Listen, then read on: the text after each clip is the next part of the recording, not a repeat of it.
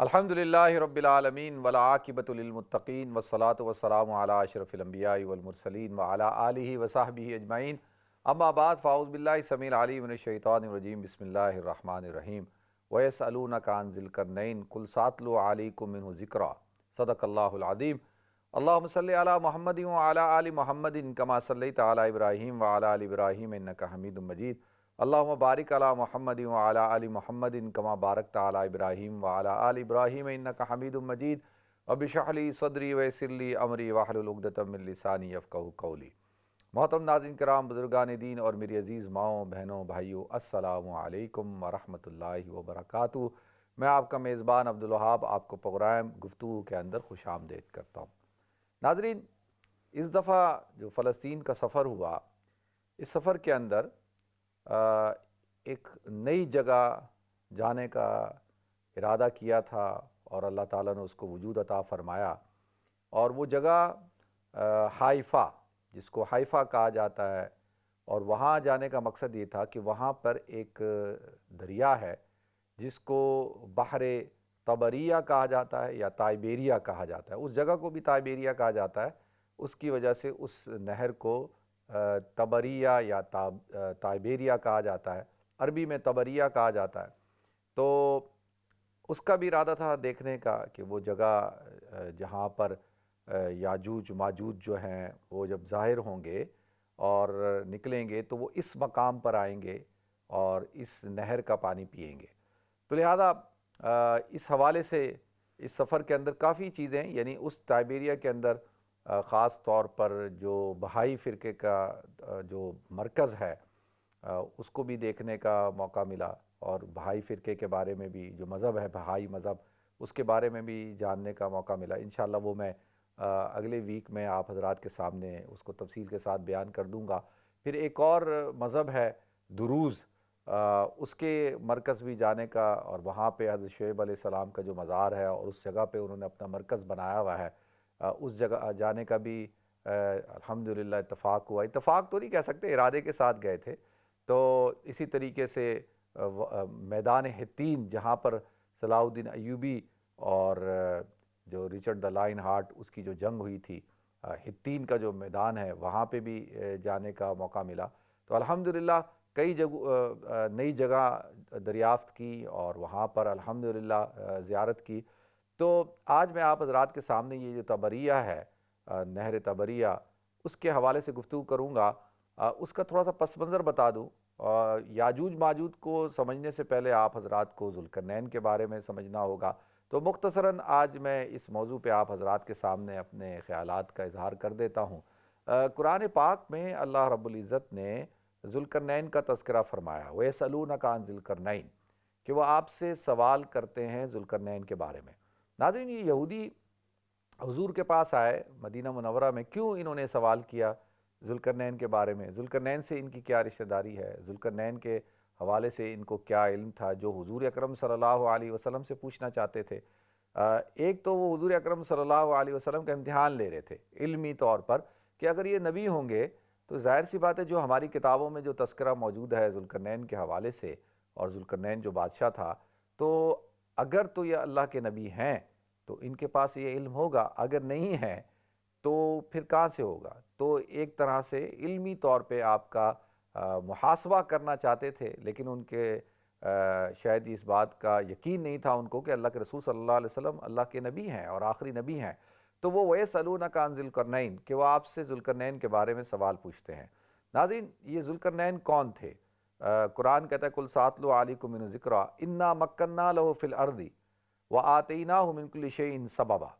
کہ اللہ فرماتے ہیں کہ ہم نے ان کو زمین پر قرار دیا تھا اور ہر قسم کے اسباب عطا کیے تھے، طاقت عطا کی تھی۔ تو اب یہ ذوالقرنین یہ ایرانی النسل تھے، جیسے توراہ کے اندر ہے کہ ان کا جو نام تھا کورش تھا، یا ان کو خسرو کہا جاتا ہے، یا سائرس اعظم۔ اب یہ مختلف نام ہیں، لیکن اس حوالے سے اس میں کوئی دو رائے نہیں کہ یہ جو تھے ایرانی النسل تھے اور ایک بادشاہ تھے۔ اور انہوں نے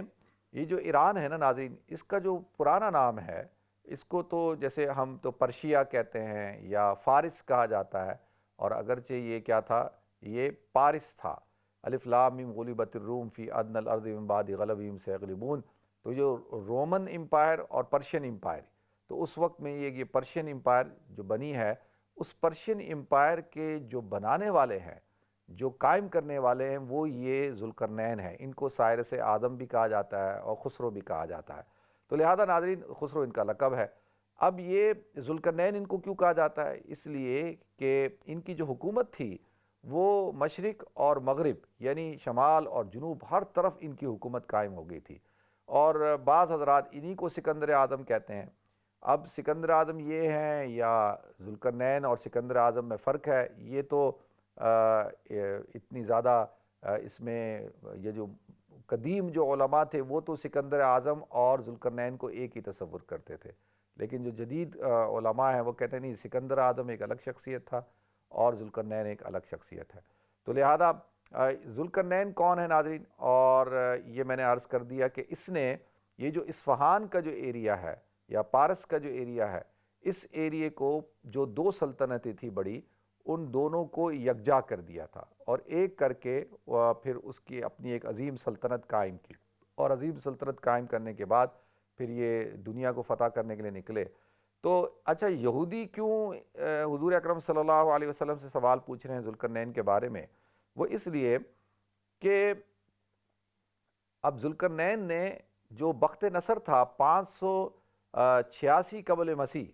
586 اور 587 قبل مسیح، یعنی حضرت عیسیٰ علیہ السلام کی پیدائش سے 586 قبل مسیح، یعنی ان سے پہلے بخت نصر نے حملہ کیا تھا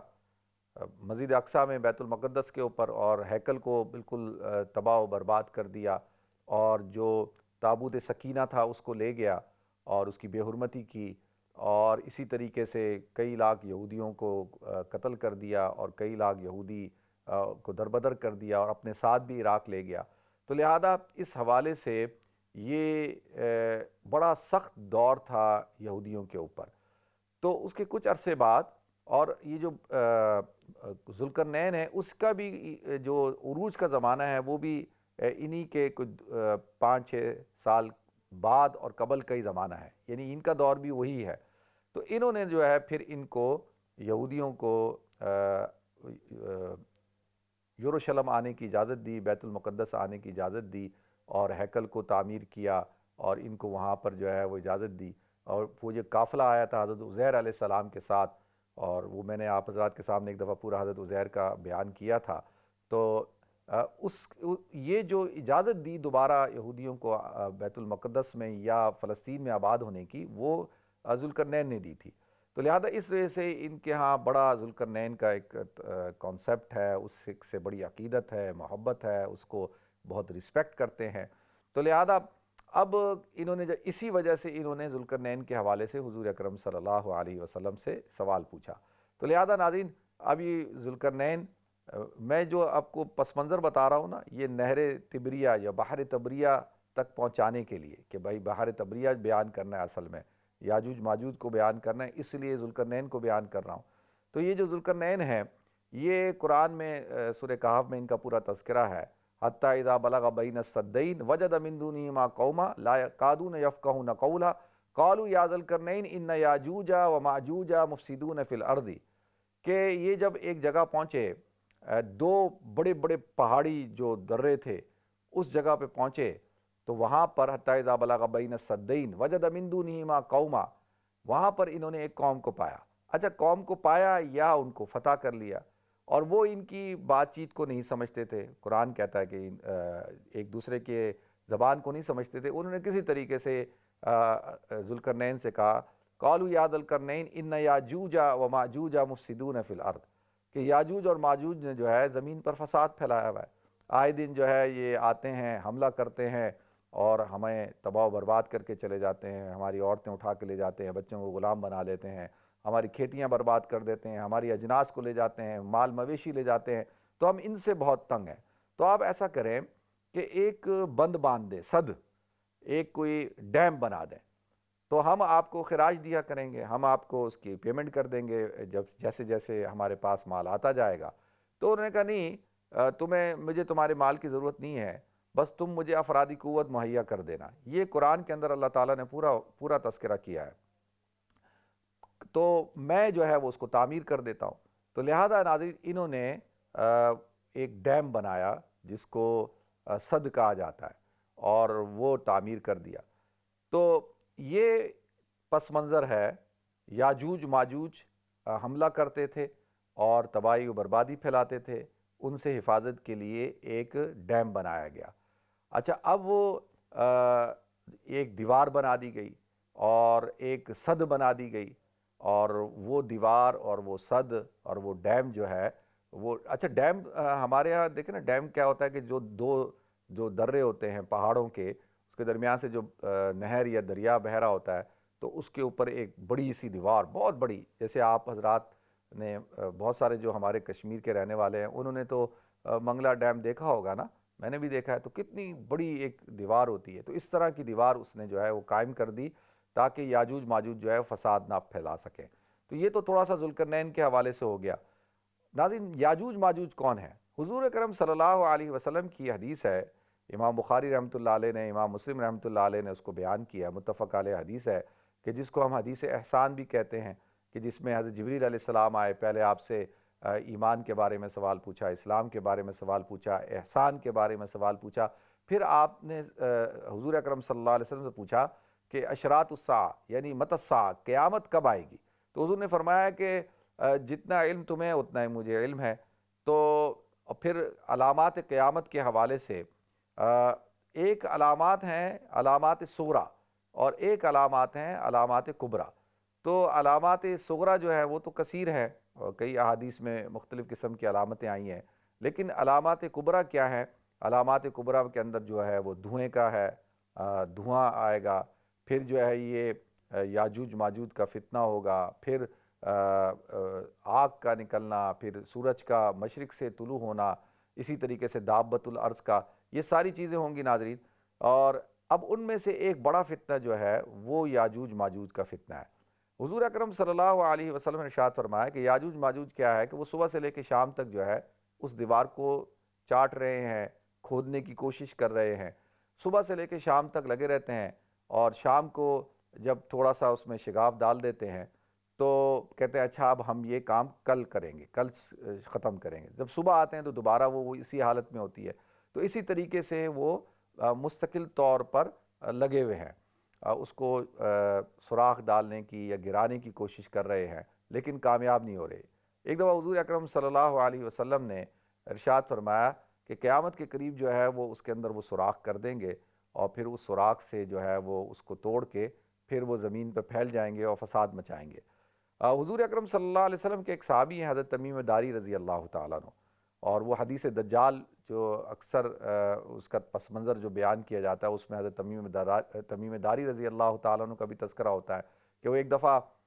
سمندروں پہ سفر کر رہے تھے، بحری سفر میں تھے، تو طوفان آیا، اور طوفان میں ان کی کشتی جو ہے وہ ٹوٹ گئی، اور وہ ایک تختے کے اوپر بیٹھ کر ساحل پر پہنچے۔ تو جب وہ ساحل پر پہنچے تو وہاں ایک جانور تھا جس کو جاسوسا کہا جاتا ہے، اور وہ بڑا کریہ منظر قسم کا، بڑے بڑے بال تھے اس کے، اور وہ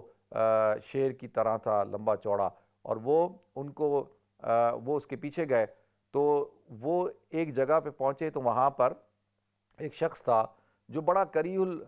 منظر تھا، یعنی اس کی شکل بڑی بھیانک تھی، چھوٹا قد تھا، اس کے بال جو تھے وہ جیسے حبشیوں کے ہوتے ہیں اس طرح کے بال تھے، اور اس کے پاؤں ٹیڑھے تھے، اور اس کی جو ناک تھی وہ طوطے کی چونچ کی طرح تھی، ماتھے پہ کافارہ لکھا تھا، کافر، اور ایک آنکھ سے وہ بہنگا تھا، اور عجیب شکل صورت کے اعتبار سے بڑا ہیبت ناک تھا۔ تو اس نے کئی سوال پوچھے، ان میں سے اس نے ایک سوال یہ پوچھا تھا کہ کیا نہر تبریہ جو ہے وہ خشک ہو رہی ہے، یعنی اس کا پانی جو ہے خشک ہو رہا ہے؟ تو بتایا کہ ہاں بھائی اس کا پانی خشک ہو رہا ہے۔ تو اس سے بات پتہ چلی کہ وہ قیامت کی ایک نشانی کیا ہے، کہ نہر تبریہ کا خشک ہونا۔ حضرت تمیم داری نے آ کے حضور اکرم صلی اللہ علیہ وسلم کو یہ جب واقعہ بیان کیا تو حضور بڑے جوش میں آئے، اور مسجد میں آ کے آپ نے دجال کے حوالے سے گفتگو کی۔ تو لہذا ابھی میں کیونکہ دجال کے بارے میں گفتگو نہیں کر رہا، میں تو یاجوج ماجوج کے حوالے سے گفتگو کر رہا ہوں، نہر تبریہ کے حوالے سے گفتگو کر رہا ہوں۔ تو اب حدیث میں آتا ہے، امام مسلم رحمۃ اللہ علیہ نے بیان کیا کہ قیامت کی نشانی میں سے ایک نشانی کیا ہے کہ جب جو یاجوج ماجوج ہیں یہ وہاں سے نکلیں گے۔ اچھا، اب یاجوج ماجوج ہیں، یہ ہیں کون لوگ؟ دیکھیں، یاجوج اور ماجوج دو قبیلے ہیں، ایک قبیلے کا نام یاجوج ہے، ایک قبیلے کا نام ماجوج ہے، اور یہ یافس حضرت نوح علیہ السلام کے 3 صاحبزادے تھے جن سے یہ پوری نسل چلی ہے بعد میں، اس لیے حضرت نوح علیہ السلام کو آدم ثانی بھی کہا جاتا ہے۔ سام، حام اور یافس،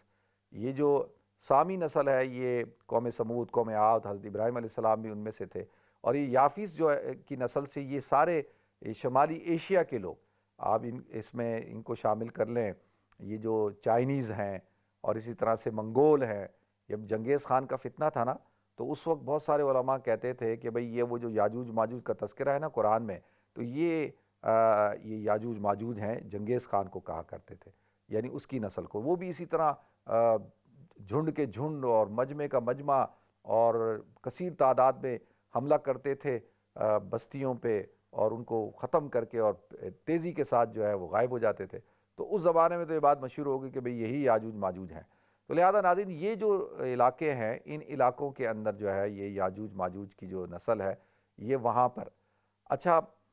یہ جو بند باندھا تھا یا دیوار قائم کی تھی، یہ کہاں پہ تھا، کون سی جگہ ہے؟ تو یہ آذربائیجان اور آرمینیا کے پاس کوئی ایک جگہ ہے، وہاں پر جو ہے اس بند کو حضرت ذوالقرنین نے جو ہے وہ تعمیر کیا تھا۔ تو اب جیسا کہ میں نے عرض کیا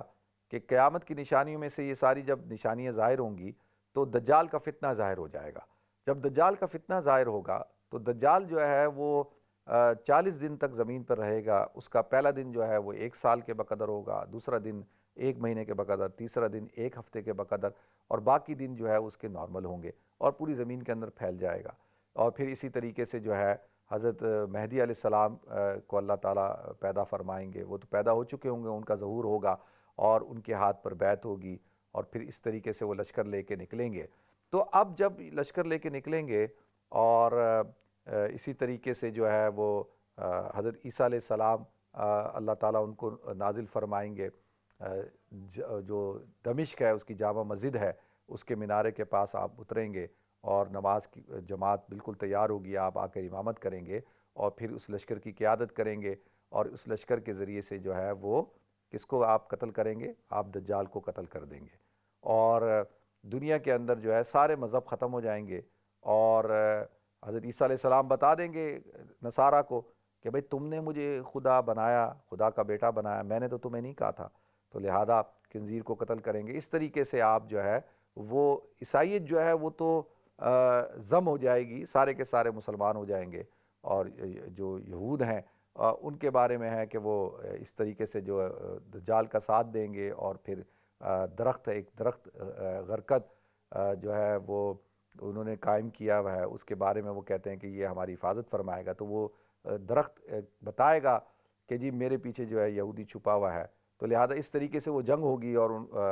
جس کو ہم جنگ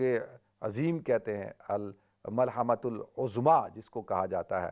تو لہذا ناظرین، یہ اس وقت پھر یہ یاجوج ماجوج بھی جو ہے وہ ظاہر ہوں گے۔ اب یاجوج ماجوج تباہی پھیلانا شروع کر دیں گے، اور اتنی زیادہ تباہی پھیلائیں گے کہ